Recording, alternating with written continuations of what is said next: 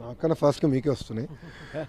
అన్ని విషయాలు మేము డిస్కస్ చేస్తున్నాం. ఎందుకంటే మీరు చూస్తే ఆంధ్ర రాష్ట్రంలో చాలా స్పష్టంగా ఒకే రాజధాని కానీ అభివృద్ధి వికేంద్రీకరణ అనేది ఎన్డీఏ ప్రభుత్వం నినాదం. దాంట్లో భాగంగా గతంలోనే మేము వికేంద్రీకరణ ఎట్లా చేయాలని చేసి చూపించాం. ఈరోజు మీరు చూస్తే కియా మోటార్స్ ఎక్కడికి వచ్చింది? అనంతపూర్కి వచ్చింది. ఎలక్ట్రానిక్స్ మ్యానుఫ్యాక్చరింగ్ ఎక్కడ వచ్చింది? చిత్తూరుకి వచ్చింది.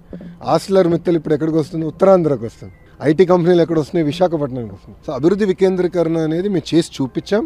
ఆ దిశగా ముందరికెళ్తాం. మీరు ఉర్వకల్ నోడ్ కానివ్వండి, కొప్పర్తి నోడ్ కానివ్వండి, మిగతా ఆల్రెడీ ఉన్న ఈఎంసీ 2-3లో కూడా ఎకో సిస్టమ్ క్రియేట్ చేయాలి. 100 కిలోమీటర్లలోనే ఒక ఎలక్ట్రానిక్స్ తయారు చేయాలంటే కావాల్సిన ఎకో సిస్టమ్ క్రియేట్ చేయాలని మేము డిస్కస్ చేసాం.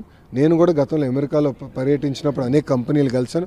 వాళ్ళ ఫీడ్బ్యాక్ ఏంటో కూడా గౌరవ మంత్రి గారికి నేను చెప్తాం జరిగింది. మేము అవన్నీ డిస్కస్ చేసుకున్నాం. గౌరవ మంత్రి గారు కూడా త్వరలో విశాఖపట్నానికి, అదేవిధంగా మన తిరుపతికి వచ్చి మన గతంలో తెలుగుదేశం పార్టీ అధికారంలో ఉన్నప్పుడు ఎలా చేసాం, ఏం చేసాం అని ఆయన స్వయంగా చూడాలని కూడా కోరటం జరిగింది. త్వరలో ఆంధ్ర రాష్ట్రానికి మంత్రి గారు కూడా వస్తారు.